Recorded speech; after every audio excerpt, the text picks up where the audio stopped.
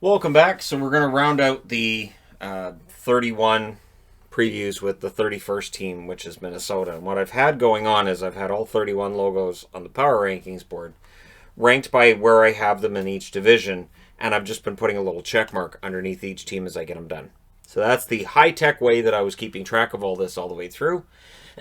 And yeah, so once this one is done, then I'll start going through and doing some power rankings adjustments for this year as well.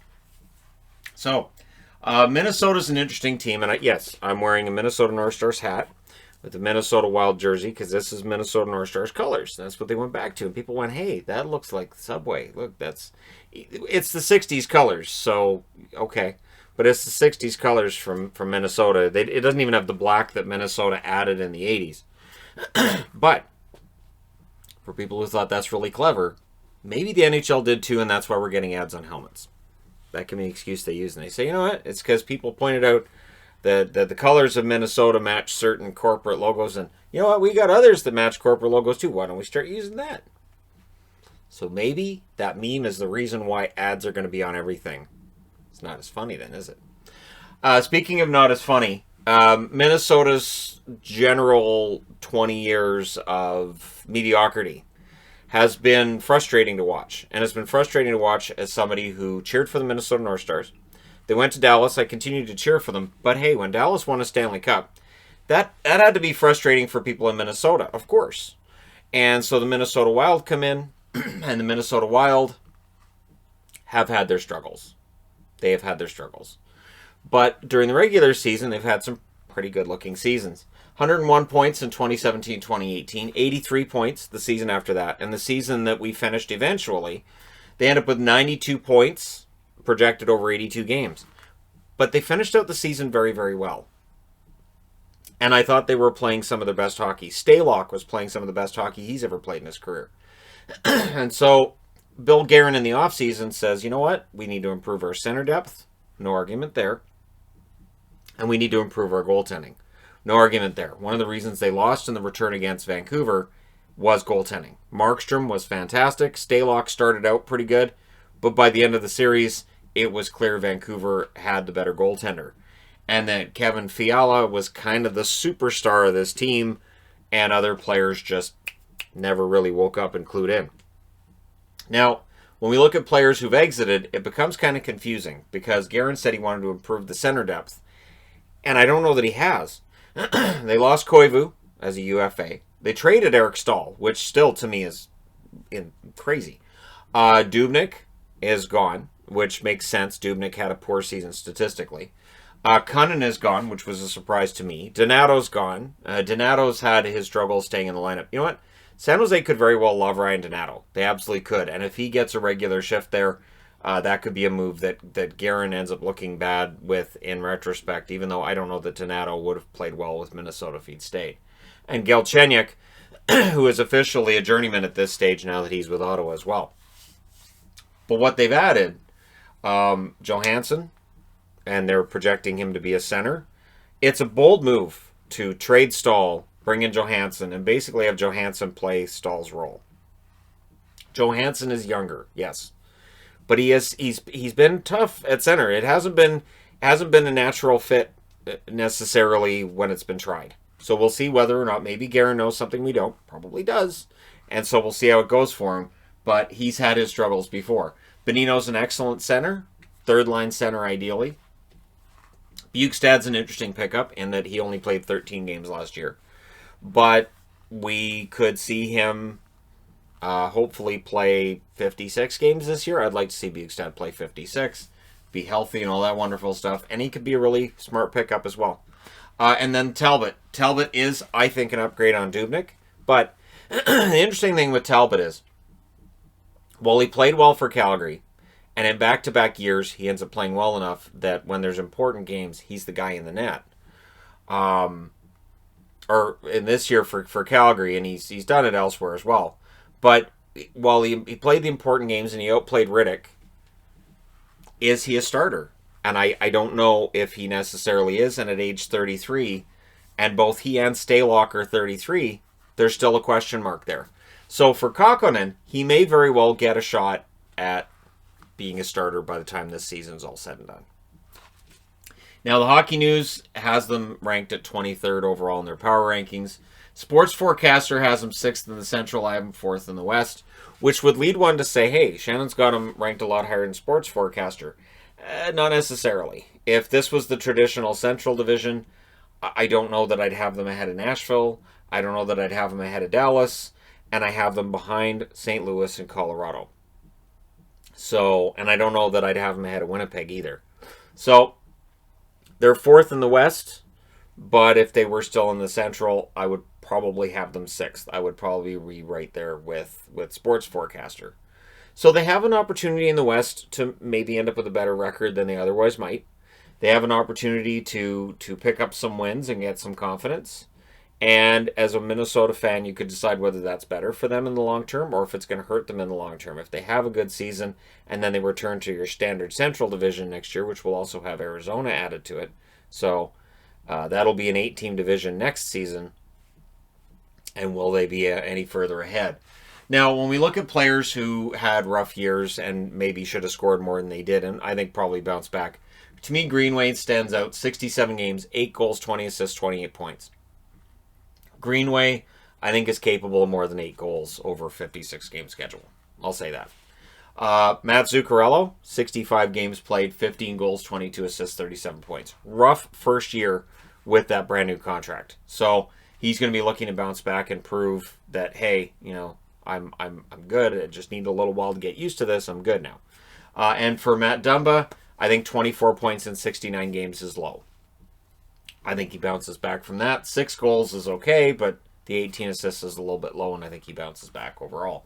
And, of course, there'll be questions about whether or not Dumba stays or gets traded as we get closer to the expansion draft when you make that move, because the expansion draft is going to be really interesting for Minnesota because of the amount of no-movement clauses. But for now, we're looking at the season upcoming, and that shouldn't be a problem for them this season. Rookie to watch, Karil Kapritsov. And Kapritsov, who we've been calling Kaprizzov for years, and apparently now it's Kapritsov, so there you go. I apologize.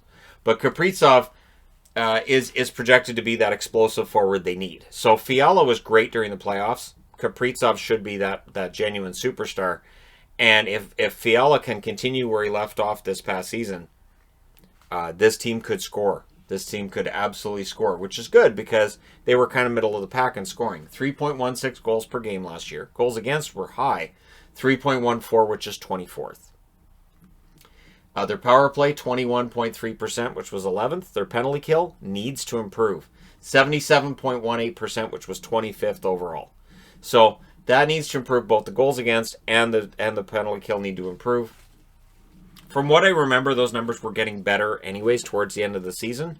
But again, we'll just remember the return and that they fell in 4 games against Vancouver. And that's what will be remembered above probably most all else.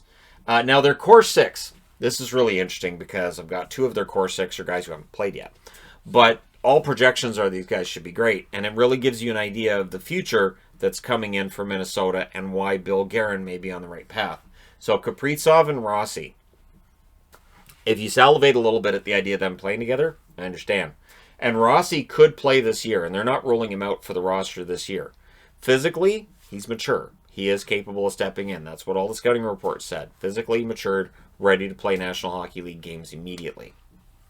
So how quickly he adjusts to the NHL game could go a long way to deciding whether or not Minnesota's further along and getting back to being in contention, or if it's going to take them another year. Maybe they're a lottery team again this year. And Fiala. Fiala, to me, is their key forward. He's realized the potential he had when Nashville drafted him, and he looks pretty darn fantastic. On the blue line, for core guys, I went with Spurgeon, who's got that long-term contract, and Brodin. Brodin's got that long-term contract now, too.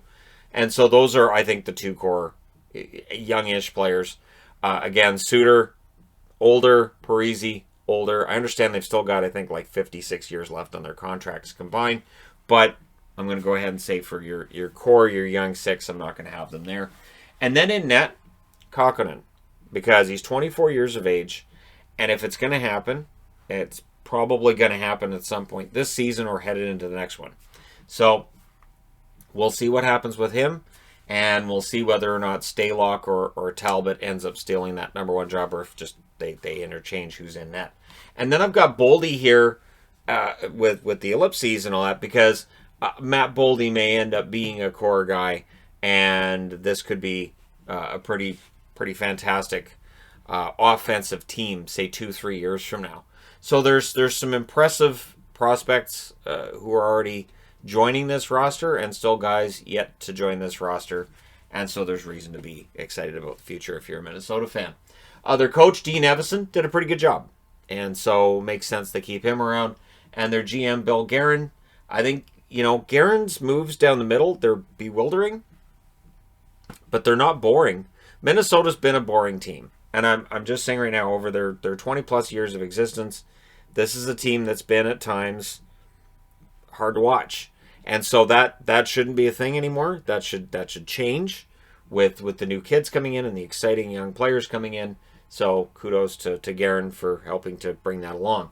If you're a glass half full kind of fan, the youth is incoming, and that's good. It's something that Minnesota definitely needed. And I think the overhaul, it makes things interesting, and it means if you want to get excited, the overhaul could help with that. Whether it's the overhaul down the middle or the change in net. If you want to get excited about either of those things, go ahead. Just go ahead and pause the video and dance around if you want, if you feel like it. If you're glass half empty, again, for me, it's Johansson at center is a question mark to me. So Eriksson Ek may end up being the number 1 center. I think Eriksson Ek should be the number 1 center this year.